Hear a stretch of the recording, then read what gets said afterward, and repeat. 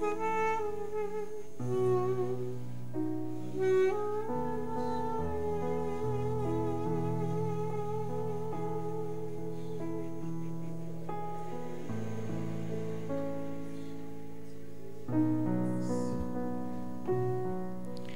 va demeurer dans un esprit de prière, que chacun se place devant le Seigneur. Si le Seigneur a quelque chose à nous dire, si vous recevez quelque chose de la part du Seigneur, n'hésitez pas à le partager.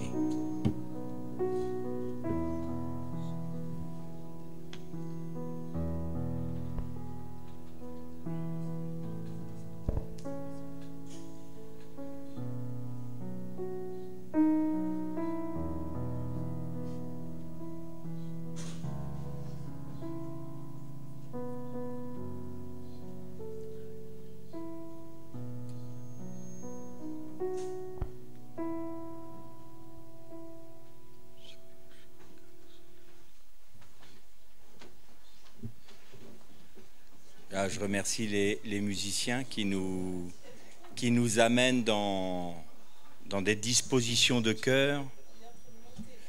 Ouais, j'avais même pas envie d'arrêter. Max m'a dit, c'est quand ça sera ton heure, mais je ne savais pas quand est-ce que c'était.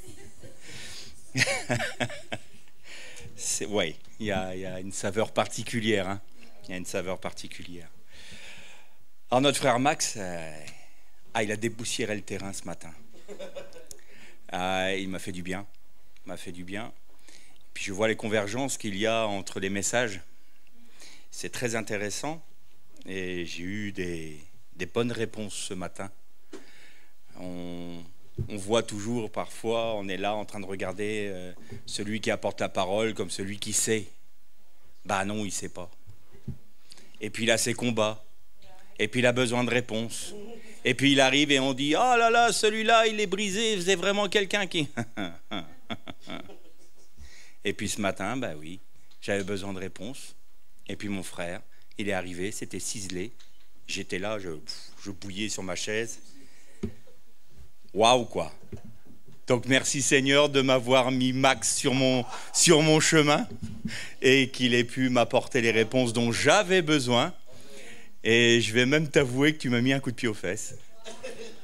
Le Seigneur avait besoin de me corriger sur un point et je dis, oh, ça, personne ne me le dira. Et il a dit, bam, bam, 2 paroles, c'était pour ma pomme.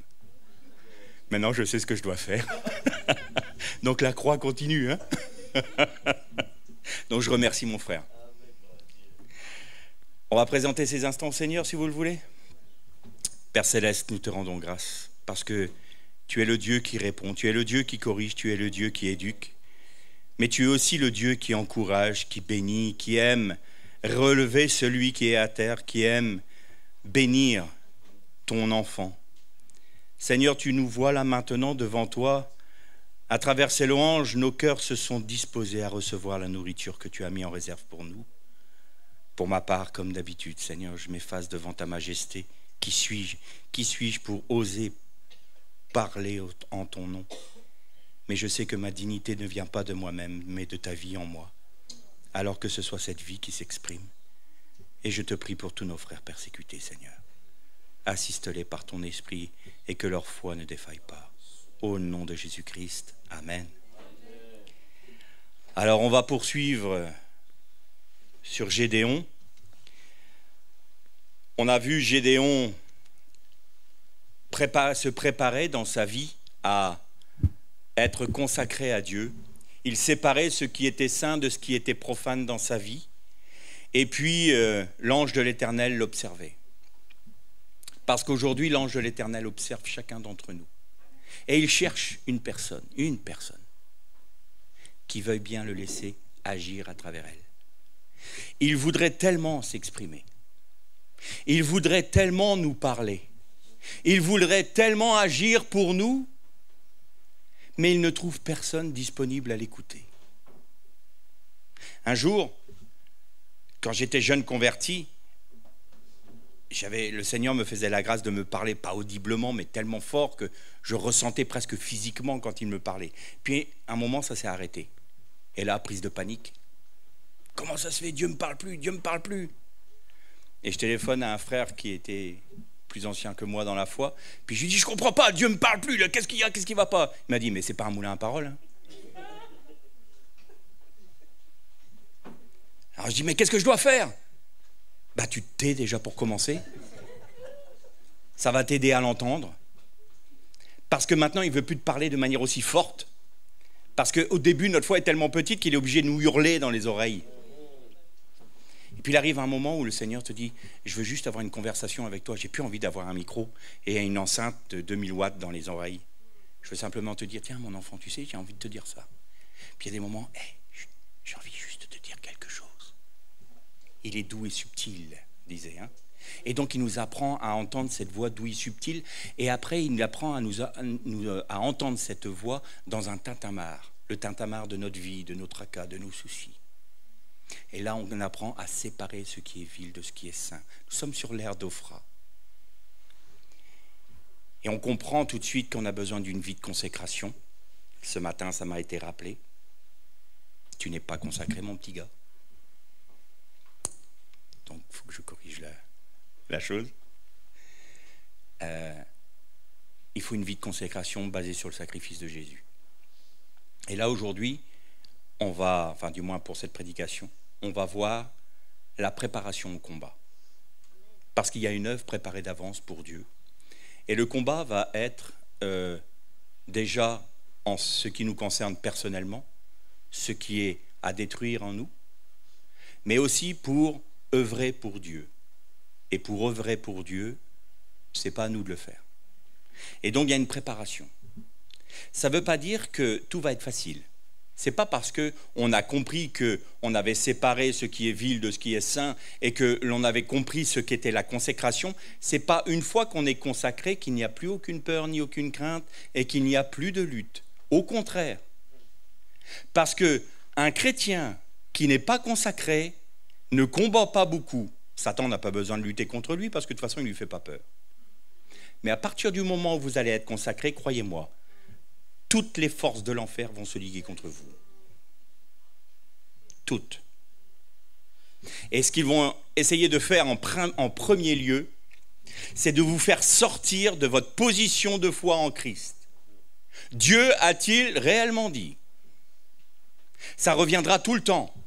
Non, ce que tu fais là, c'est pas de Dieu. Non, ça, c'est pas Dieu qui te le demande. Mais non, ça, c'est pas lui.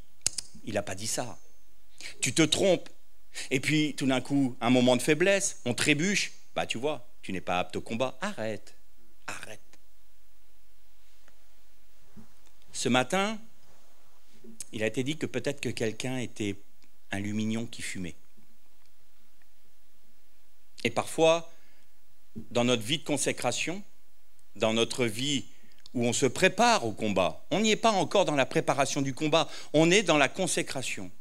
Et cette œuvre est tellement dure pour notre chair, tellement violente pour notre chair. Il faut dire les choses. Hein. On va pas annoncer un évangile qui est édulcoré. Hein. On est en lutte, on est en combat, on prend des coups, on laisse le Seigneur agir. Je ne vais certainement pas vous promettre une vie facile. Et il arrive des moments où on est complètement désarçonné. Même dans la consécration, on se dit, mais Seigneur, je ne comprends pas. En fait, ça ne vaut pas le coup. Là, je suis découragé, j'en ai marre. Je suis fatigué, parce que je suis fatigué de moi-même. Je suis fatigué parce que j'étais convaincu que tout allait être glorieux, tout allait se balayer facilement, que j'allais prier, les puissances. Et puis là, je suis en train de réaliser qu'en fin de compte, le premier combat que j'ai à mener, c'est contre moi-même. Alors je suis découragé. Je ne vaux pas le coup, moi. Je suis découragé. Choisis quelqu'un d'autre. Moi, c'est fini, stop. Je remets les scellés, on arrête les frais. Tu sais, regarde, il y a tel frère, telle sœur, ils ont des bénédictions, je vois, mais c'est pas pour moi, ça. La victoire sur mon péché, mais c'est pas pour moi, ça, Seigneur. Je suis trop petit, je suis un rien du tout. Et puis, il y en a même, j'ai connu des personnes comme ça. Et à un moment de ma vie, je l'ai été plus ou moins, où on a envie d'en finir vraiment, en finir avec la vie. Parce qu'en fin de compte, c'est une vie de lutte et de combat. Et on ne comprend pas que le Seigneur nous amène là justement pour nous éduquer, pour nous former. Mais il y a aussi l'ennemi parce que je vous dis qu'à chaque fois qu'on essaye d'aller dans la consécration, l'ennemi va se liguer contre nous. Eh bien, l'ennemi va arriver en nous disant « Mais regarde comme tu n'es bon à rien ». Et puis si on écoute ce mensonge-là, parce que c'est un mensonge, n'oublions jamais que la seule arme dont dispose Satan aujourd'hui, c'est le mensonge. Mais étant le père du mensonge, il le manie extrêmement bien. En général, il met 1% de mensonge dans 99% de vérité. Parce que si on dévie juste d'1 degré, on manque la cible. Et pécher, c'est manquer la cible. Et donc Satan ne va pas arriver de manière grossière. Il va nous user. Du moins, il va vouloir nous user, nous fatiguer. Et on arrive à un moment où on se dit, mais moi j'ai été méprisé toute ma vie. Il y en a peut-être cet après-midi qui se disent, mais j'ai été méprisé toute ma vie, j'ai même pas été voulu par mes parents. On m'a dit que j'étais un accident. Ah bah oui, pas de bol, t'es arrivé quoi. Parfois il y a des parents qui disent ça. Max disait tout à l'heure quelque chose qui est très juste. Les parents ont une autorité spirituelle sur leurs enfants. Les paroles que l'on prononce sur nos enfants ont un impact parce que la parole est créatrice. Il disait, il donnait l'exemple ce matin, tu ne te marieras jamais. Et puis tout d'un coup, on prend ça pour nous. On le prend inconsciemment. On se dit, de toute façon, je ne suis pas digne d'être marié. Moi, de toute façon, je ne suis pas mariable parce que ma mère me l'a dit. Parce que mon père me l'a dit. Tu seras toujours pauvre. Tu es un minable, tu ne réussiras jamais dans ta vie. Il y en a qui se sont jamais sentis aimés et qui se disent à quoi bon, je suis en train de lutter sur cette fichue terre, j'ai même pas été désiré, j'ai même pas été aimé, mais qui s'occupe de moi? Alors Dieu a une parole à vous donner là maintenant. Vous n'avez peut-être pas été aimé, vous n'avez peut-être pas été désiré par vos parents, vous avez peut-être été méprisé par ceux qui vous entourent. Mais Dieu vous a voulu. Parce que vous étiez dans son projet avant même la fondation du monde. Vous étiez dans la pensée de Dieu avant même que la terre n'arrive à sa création. Vous étiez voulu, désiré, et vous n'êtes pas un accident de la vie. Vous êtes une création de Dieu, croyez-le. Alors il n'y a pas de petits chrétiens. J'ai coutume de dire que dans l'église, il n'y a pas de pierre d'ornement. Chaque pierre a son rôle. Chaque pierre est voulue par Dieu et chaque pierre est placée par Dieu là où elle doit être placée. Et à ce moment-là, l'édifice entier est une structure vivante qui exprime la vie de qui? La vie du Messie ressuscité. Et donc, par cette vie du Messie ressuscité, chaque pierre vivante de l'édifice glorifie le nom du Messie. Et c'est ça notre destinée. Et c'est ça que Dieu a pour projet pour nous. Et une fois que ce combat est mené, maintenant rentre dans la joie de ton maître et viens partager ma gloire. Parce que je ne veux pas être seul à être glorifié. Je veux te faire rentrer dans ma propre gloire. Vous imaginez que le Messie a porté toute l'iniquité de son épouse. Il a donné la vie à son épouse. Il a donné sa propre vie à son épouse. Il l'a façonné, il l'a sanctifié, il l'a purifié. Et il dit maintenant, j'ai mené tout ce combat pour toi, eh bien tu viens t'asseoir sur mon trône avec moi. Vous n'avez toujours pas été voulu? Vous n'êtes pas aimé? Bien sûr que si, que vous êtes aimé. Alors que celui ou celle qui se sent comme un lumignon, qui fume encore, il y a encore de la fumée.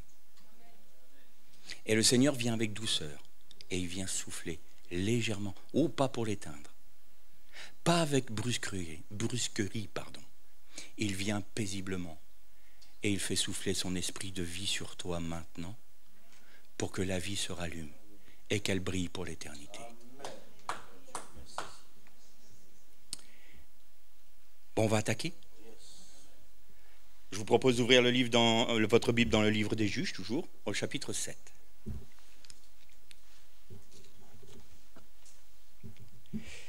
On commencera au premier verset. Jérubaal, c'est-à-dire Gédéon, et toute sa troupe se levèrent de bon matin. Ils dressèrent leur camp près de la source de Horad. Le camp de Midian était au nord du sien, depuis la colline de Morée jusque dans la vallée. Le Seigneur dit à Gédéon, « Ta troupe est trop nombreuse pour que je lui livre Midian. Israël pourrait s'en vanter à mes dépens et dire, « C'est ma propre force qui m'a sauvé. » Excusez-moi. Maintenant, proclame ceci en présence de la troupe, je te prie. Que celui qui a peur et tremble reparte et qu'il s'en aille de la région montagneuse du Galaad. 22 000 hommes parmi la troupe repartirent et il en resta 10 000. Le Seigneur dit à Gédéon, « La troupe est encore trop nombreuse, fais-les descendre vers l'eau, et là je ferai le tri pour toi. Celui dont je te dirai que celui-ci aille avec toi, ira avec toi, et tout homme dont je te dirai que celui-ci n'aille pas avec toi, n'ira pas. » Il fit donc descendre la troupe vers l'eau. Le Seigneur dit à Gédéon, « Tous ceux qui laperont l'eau avec la langue comme le chien, place-les à part, et de même tous ceux qui se mettront à genoux pour boire, ceux qui lapèrent l'eau en la portant à la bouche avec leurs mains furent au nombre de 300. Tout le reste de la troupe se mit à genoux pour boire de l'eau. Le Seigneur dit à Gédéon, « C'est par les 300 hommes qui ont lapé que je vous sauverai, c'est par eux que je livrerai Midian. Que tout le reste de la troupe s'en aille, chacun chez soi. » Ils prirent les provisions que la troupe avait en main, ainsi que leurs trompes, chauffards. Puis il renvoya tous les hommes d'Israël dans leurs tentes, en ne retenant que les 300 hommes. Le camp de Midian était au-dessous de lui dans la vallée. Cette nuit-là, le Seigneur dit à Gédéon, « Lève-toi, descends au camp que je te livrerai. Si tu as peur de descendre, descends vers le camp avec Pourra, ton serviteur. Tu écouteras ce qu'ils diront, et après cela, tu prendras courage. Descends donc au camp. » Ils descendirent avec Pourra, son serviteur, jusqu'aux avant-postes du camp, Midian, Amalek et tous les fils de l'Orient. Alors on m'a demandé quand est-ce qu'on allait parler des fils de l'Orient, ça sera la prochaine fois. Ils s'étaient abattus sur la vallée comme une multitude de criquets. Leurs chameaux étaient innombrables comme le sable au bord de la mer. Quand Gédéon arriva, un homme racontait un rêve à son compagnon. Il disait, « J'ai fait un rêve, un pain d'orge grillé roulait dans le camp de Midian. Il est arrivé jusqu'à la tente, elle l'a heurté, elle est tombée. Il l'a retournée sans dessus-dessous. La tente est tombée. » Son compagnon répondit, « Ce n'est rien d'autre que l'épée de Gédéon, fils de Joas, l'homme d'Israël.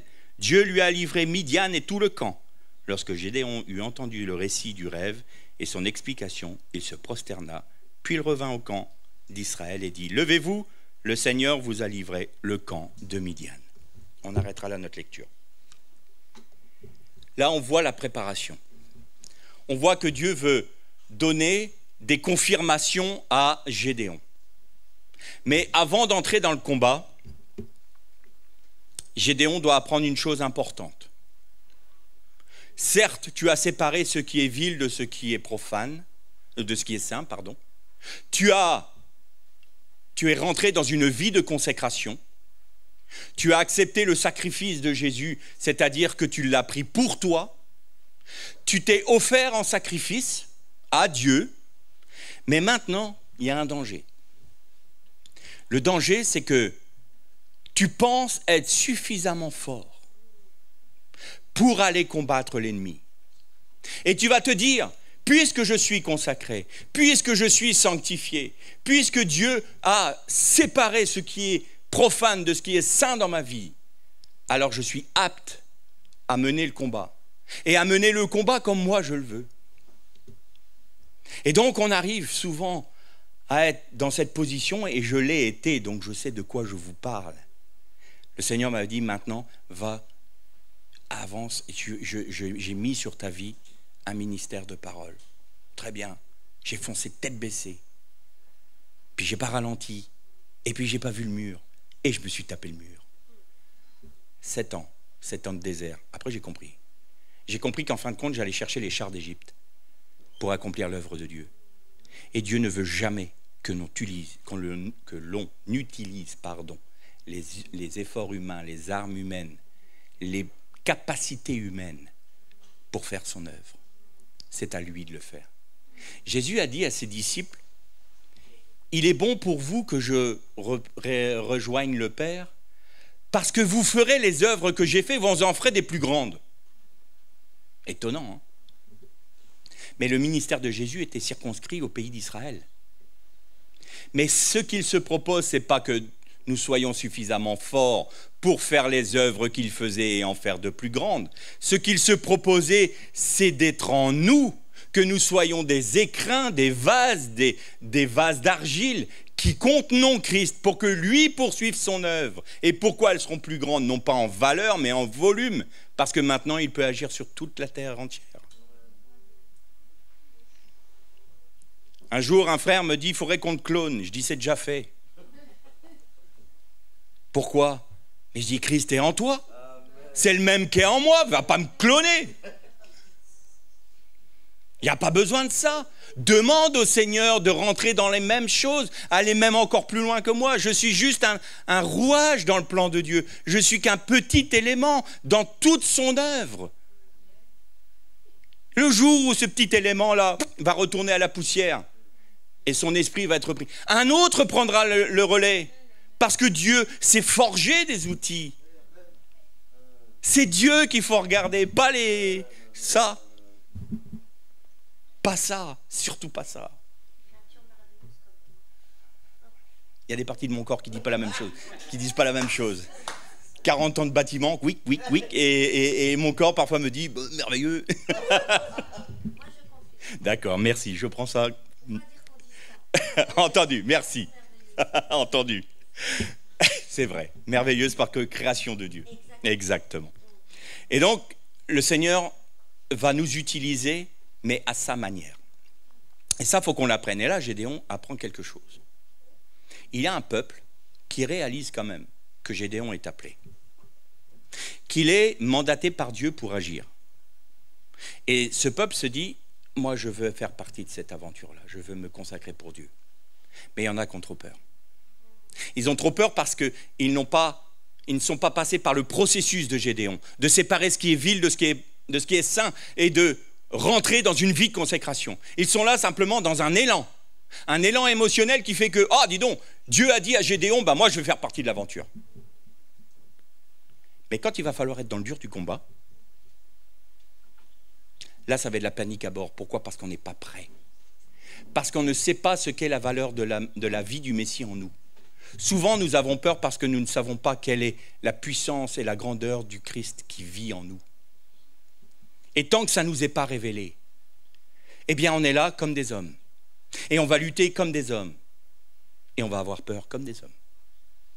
Alors Dieu dit à ceux qui ont peur, rentrez chez vous. Vous avez noté une chose très importante, parce que l'être humain, il a quand même une capacité de jugement rapide et de condamnation qui est ultra rapide avec. Le Seigneur n'a jamais prononcé une seule parole de condamnation pour ceux qui sont rentrés. Il ne leur a pas dit vous êtes des minables. Il ne leur a pas dit vous êtes des moins que rien. Il ne leur a pas dit vous êtes des zéros. Vous faites partie du peuple, mais vous n'êtes pas aptes à combattre. Parce que si vous allez dans le combat, vous allez mourir parce que la crainte, la peur va vous faire perdre vos moyens. Vous allez mourir dans le combat et vous allez être un danger pour le peuple entier. Merci Max. Alors, vous avez peur, vous n'êtes pas prêt? Écoutez, rentrez chez vous. Il y en a qui vont combattre pour vous. Vous allez être au bénéfice de leur combat. Vous allez être au bénéfice de leur foi. C'est ce qu'on appelait les Lévites dans l'Ancienne Alliance. C'est ce qu'on appelle les vainqueurs des 7 églises dans la Nouvelle Alliance. Les vainqueurs des 7 églises d'Asie sont les Lévites de la Nouvelle Alliance. Ils ne sont pas meilleurs que les autres. Ils sont simplement... Ils ont laissé l'œuvre du Seigneur s'accomplir dans leur vie pour que le combat qui est mené par eux, ils n'en soient pas les seuls bénéficiaires, mais que ce soit tout le peuple. Ce n'est pas pour eux qu'ils agissent. C'est pour le peuple qui porte le nom de l'Éternel. Donc, le peuple de l'Éternel, il est comme ça. Il n'y aura pas de jugement. Il n'y aura pas de condamnation de la part de votre Père. Jamais. Parce que vous êtes son enfant. Mais il en est qui sont appelés à aller plus loin.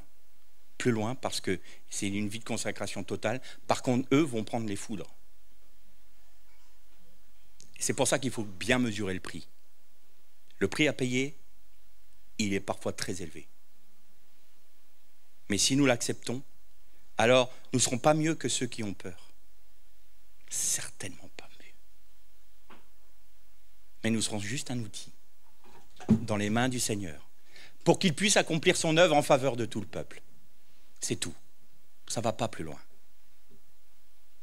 La seule différence, c'est qu'à la fin, il y a une hiérarchie dans le royaume de Dieu. Et eux feront partie de l'épouse du Christ. Les autres seront aussi dans ce que l'on appelle le Olam Haba. En hébreu, le Olam Haba, c'est le monde à venir. Et les traductions que l'on a, c'est traduit par la vie éternelle. Et la vie éternelle, pour nous, c'est une vie sans fin. Mais la vie éternelle, c'est une vie qui n'est pas dans le temps. Elle est hors du temps. Il n'y a pas de début, il n'y a pas de fin, par essence, puisque le temps n'existe pas. Le temps est une dimension qui a été créée le 4e jour de la création. Et donc, c'est une dimension que Dieu a créée. Mais là, nous sommes hors du temps. Et le Olam Haba, c'est les nouveaux cieux, la nouvelle terre. Et il y a l'épouse du Christ qui est la nouvelle Jérusalem. Et puis, il y aura une hiérarchie, comme il y a une hiérarchie angélique.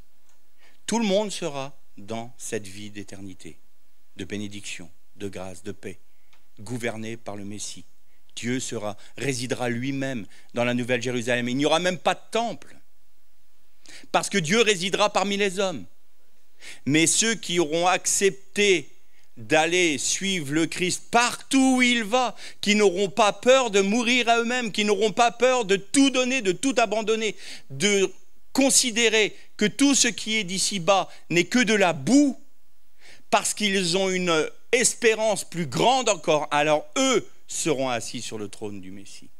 Mais les autres seront bénéfices du salut et de la grâce de Dieu. Vous comprenez la différence? Je ne vais pas vous dire que tout le monde est l'épouse du Christ, ce n'est pas vrai. Ce n'est pas parce qu'on est racheté qu'on est l'épouse du Christ.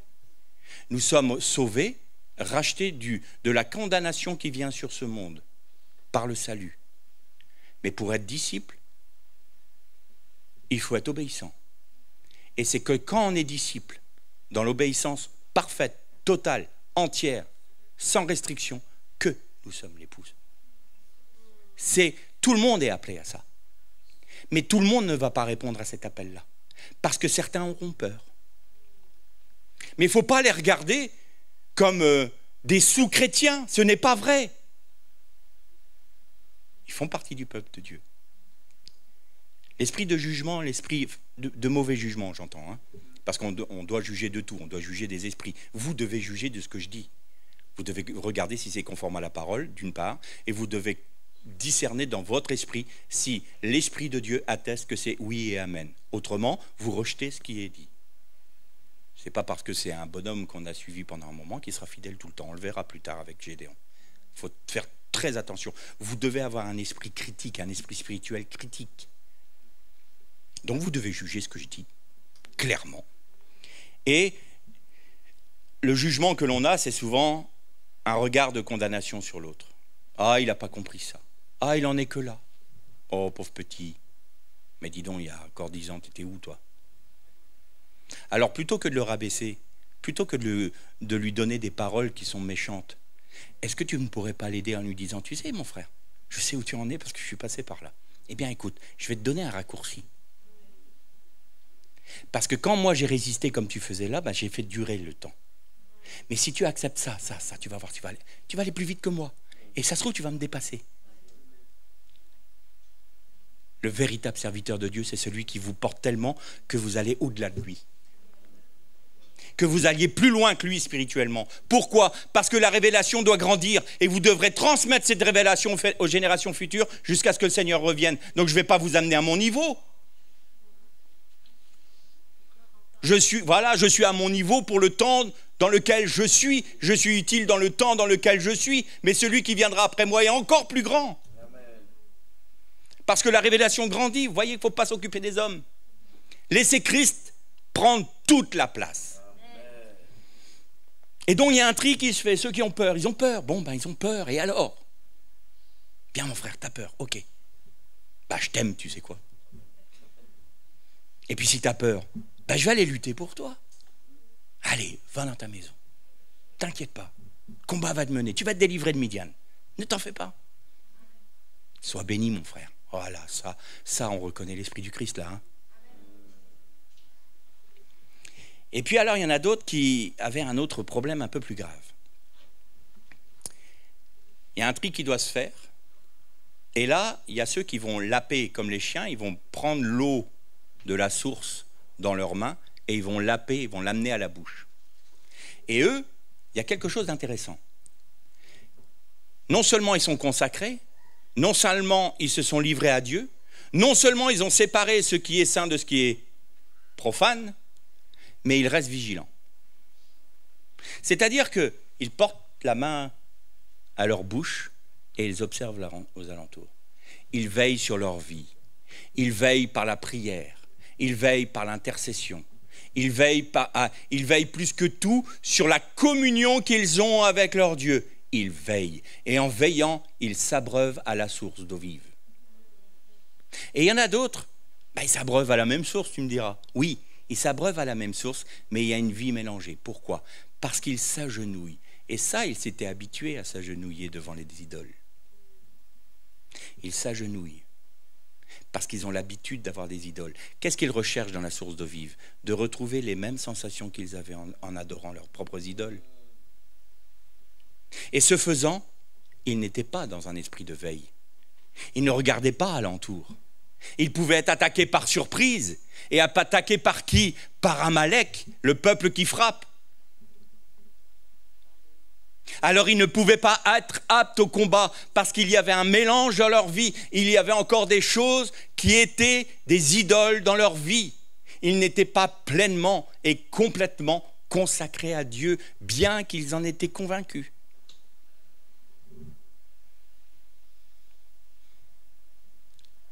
Mon cher frère Jean-Marc Taubois, que j'aimais beaucoup, disait une chose.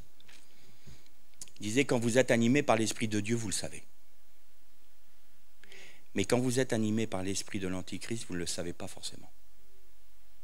Parce qu'il est dit dans l'épître, dans l'Apocalypse, tu te crois riche, vêtu et visionnaire, mais tu ne sais pas que tu es aveugle, misérable et nu. Tu ne le sais même pas. Tu ne le vois plus. Pourquoi ? Parce que tu es séduit. Tu crois boire de la source d'eau vive et dans une certaine mesure tu le fais, mais tu t'agenouilles encore devant ton idole, ton moi. C'est toi premièrement. Tu veux tirer gloire du combat, tu vas dire j'étais dans le combat, j'en ai fait partie, regardez à moi. Le Seigneur dit tu n'es pas apte. Parce que tu vas détourner la gloire de Dieu sur toi et Dieu n'aura pas d'autre solution que de te juger. Donc c'est même pas que je t'écarte parce que tu es idolâtre, ça il faut que tu règles le problème, mais si jamais tu ne t'écartes pas, je vais être obligé de te supprimer. Parce que tu auras pris ma gloire. Et il n'y en a que 300. Alors Gédéon devait avoir un bon sentiment de consécration, parce que quand vous voyez qu'il y a 25 ou 40 000 personnes, soldats en armes devant vous, et que vous vous retrouvez, il y a 24 000 qui partent d'abord, après il y en a 7 000 qui repartent et il ne reste plus que 3 000, là on commence à se dire, là Dieu, si tu n'agis pas, c'est chaud pour nous. Il y aura, le combat va durer une demi-heure, quoi. Et alors, il avait besoin d'être fortifié, Gédéon. Et le Seigneur lui dit, tu vas aller descendre au camp de Midian. Tu vas aller observer. Et si tu as peur de descendre dans le camp de Midian, non. C'est pas avoir peur de descendre dans le camp de Midian. Mais si tu as peur, tu risques d'avoir peur parce qu'il ne te reste plus que 300 hommes contre 40 000 soldats en armes, contre 3 peuples qui veulent te détruire. Alors descends. Et si tu as peur, n'oublie pas de prendre Pourra. Ah, Pourra. C'est juste un serviteur. Et le mot Pourra veut dire rameau en hébreu. Rameau. C'est quoi le rameau ? Le rejeton. Le rameau d'olivier, c'est le Messie. Le bois vert, on en a parlé, il me semble, à ce séminaire. Si le bois vert est frappé de cette manière, qu'il en sera-t-il du bois sec ? C'est le rameau d'olivier. La promesse du Messie. Alors je t'amène avec la promesse du Messie. Descends avec la promesse du Messie qui va remporter la victoire sur Satan dans ce monde. Descends avec ton serviteur. Et pourra s'écrit avec un P, la lettre P, un resh et un he. Chaque lettre hébraïque a une signification en elle-même. L'hébreu, il est merveilleux. Et le P, c'est la bouche. Le resh, c'est la tête. Et le he, c'est la lettre de l'esprit, c'est le souffle. Par la parole qui vient de la tête et par l'esprit qui l'anime, tu pourras être vainqueur sur Midian, Amalek et les fils de l'Orient. Et donc, pourra, ça vient d'une racine, par, et qui veut dire glorifier, rendre gloire, embellir, orner son épouse. Et là, vous retrouvez quoi? Vous retrouvez Yitzhak et Rivka, Isaac et Rebecca pour les Français, qui est une typologie du Messie et de son épouse. Et qu'est-ce que fait le serviteur d'Abraham, qui n'est autre que la typologie du Saint-Esprit? Il a orné l'épouse du Messie. Et donc l'esprit de pourra, le hé, va vous orner. Parce que puisque vous êtes dans cet état d'esprit d'abandon total, le serviteur qui n'est autre que la représentation du Messie dans votre vie, c'est le Messie qui vous orne. C'est sa vie, votre ornement. C'est sa gloire, votre gloire. Alors n'aie crainte, parce que lui va se glorifier à travers toi. Vas-y. Et là maintenant, puisque tu descends et que tu as été fidèle et que tu es venu avec ton serviteur. Vous avez vu que le Messie, c'est ton serviteur. Seigneur, tu es mon serviteur. Non mais là, laisse-moi laver tes pieds, Pierre. Ah, mais certainement pas, c'est en moi de te laver les pieds.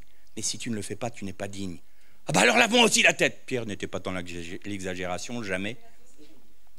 Mais non, les pieds suffisent. C'est ta marche qui doit être purifiée. Laisse-moi te servir. Seigneur, tu veux me servir. Oui, parce que je sais que tu vas avoir peur. Je sais que ce combat-là est trop dur pour toi et que tu risques de perdre tes moyens. Donc je suis ton serviteur là. Je suis celui qui va t'orner. Je suis celui qui va faire partager sa gloire. Je suis celui qui va te parler la bouche. Je suis celui qui va prendre la tête du combat. Et je suis celui qui va te guider par mon esprit. Et comme tu es guidé par mon esprit, alors maintenant je vais te donner une révélation. Et là, on revient à la prédication de ce matin. L'information nous arrive. 2 personnes, 2 combattants du camp ennemi qui parlent. J'ai fait un rêve. J'ai fait un rêve qu'il y avait. Le camp était sans dessus-dessous. Mais ça, c'est l'épée de Gédéon. Et là, Gédéon dit, Seigneur, merci. J'ai l'information. Je sais. Alors maintenant, on va y aller au combat. Sur ta parole, je vais aller au combat. Pas parce que je me sens capable. Pas parce que je suis plus fort que l'autre. Certainement pas, il me reste plus que 300 gus. Mais sur ta parole, et parce que toi tu m'as promis, et parce que toi tu es le vainqueur, et parce que toi tu es le Messie, alors je vais y aller, et je n'aurai certainement pas peur.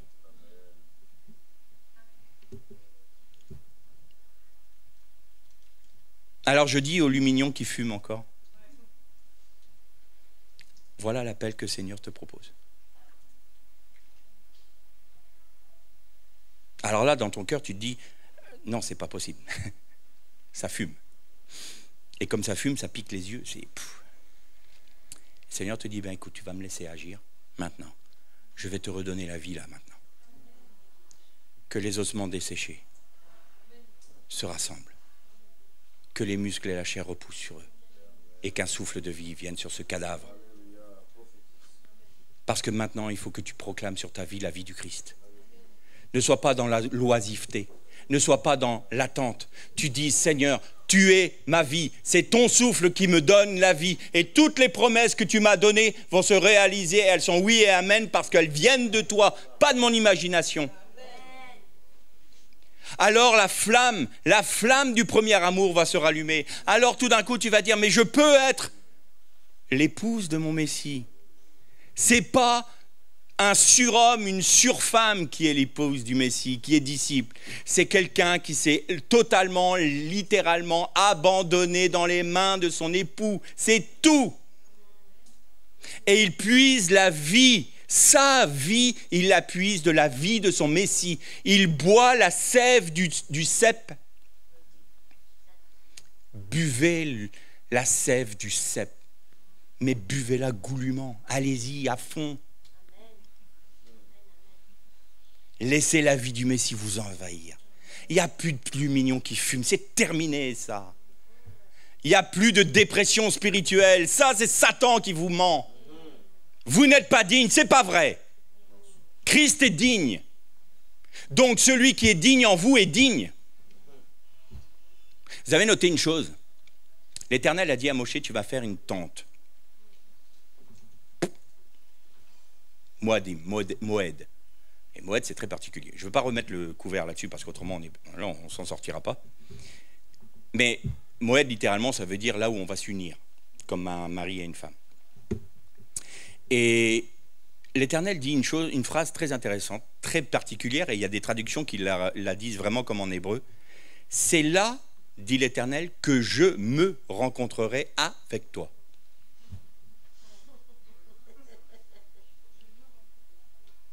C'est là, dans ce lieu, que je me rencontrerai avec toi.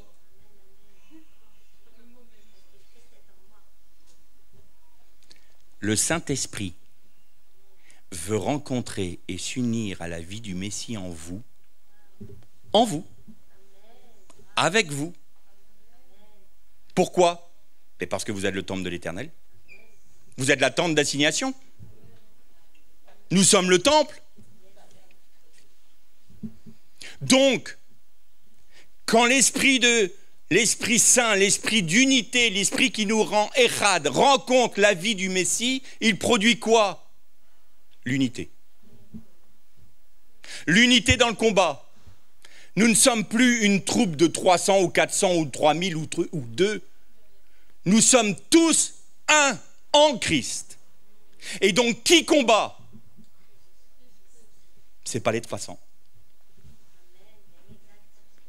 Parce qu'il s'est rencontré avec lui-même dans l'armée de Gédéon. Et ça, on va le voir la prochaine fois. Je vous tiens un peu en haleine. Il m'en reste encore 2. Alors vous... Et voilà ce que je vous propose. Voilà la préparation au combat. Est-ce qu'on est prêt On veut se préparer? Ça donne envie. Hein? Ça donne envie. Ah ben on va y aller alors. On va y aller ensemble. Parce que c'est le seul chemin. Et ça, c'est le chemin qui va glorifier notre Seigneur. Ah Seigneur, si seulement tu peux te glorifier à travers nous. Ça fait vibrer mon cœur. Et je sais que ça fait vibrer le vôtre. Et vous voyez, pour pouvoir avoir cette joie dans cet abandon, il a fallu que je me prenne une petite gifle ce matin. Parce que j'en avais besoin. Est-ce que le Seigneur a été méchant avec moi? Pas du tout. Il m'a corrigé comme un fils. À moi d'être obéissant maintenant. Ça, c'est mon rôle. Mais ça veut dire quoi? Ça veut dire, si tu veux vraiment que l'huile coule, eh ben, allez. Là, tu es sorti quand même du pressoir. De manière impromptue, on va dire. Tu es sorti du pressoir. La meule, elle passe un peu à côté, hein, de temps en temps. Hein. Tu t'es pas mis sous la meule. Hein. Alors tu y retournes, parce que c'est ta place. Et la parole que le Seigneur me donnait quand j'écoutais Max ce matin, c'était une parole de Paul qui disait « La mort agit en nous pour que la vie agisse en vous. » Donc si tu veux que la vie agisse chez tes frères, tu retournes à la mort. Alors je vous avais dit que si vous vouliez prier pour moi, il fallait que vous demandiez au Seigneur, non pas qu'il me garde des épreuves, non pas qu'il me bénisse, qu'il me donne un ministère de blablabla, mais surtout que je ne me rebelle jamais contre la croix, que je ne me rebelle jamais contre la meule du pressoir à huile, parce qu'autrement, il ne pourra pas m'approuver. Et mon intérêt, c'est pas qu'il m'utilise pour vous parler, il a réussi à faire parler une ânesse. Alors un bourricot comme moi, il arrivera sans problème. Mais mon Seigneur, est-ce que tu m'approuves? Ça, c'est ma hantise. Seigneur, est-ce que tu m'approuves? Parce que si tu ne m'approuves pas, j'ai tout raté. Et c'est ce que Paul disait. Pourvu qu'après vous avoir prêché ces choses, je ne sois pas moi-même déchu de ce que je vous ai prêché. Demandez au Seigneur de me garder dans la fidélité de la croix. C'est la meilleure bénédiction que vous pouvez me demander. Demandez à Dieu pour moi, et c'est celle que je demande pour vous, parce que c'est le seul chemin qui glorifie Christ et qui va vous rendre épouse du Christ. L'Erlé Shalom.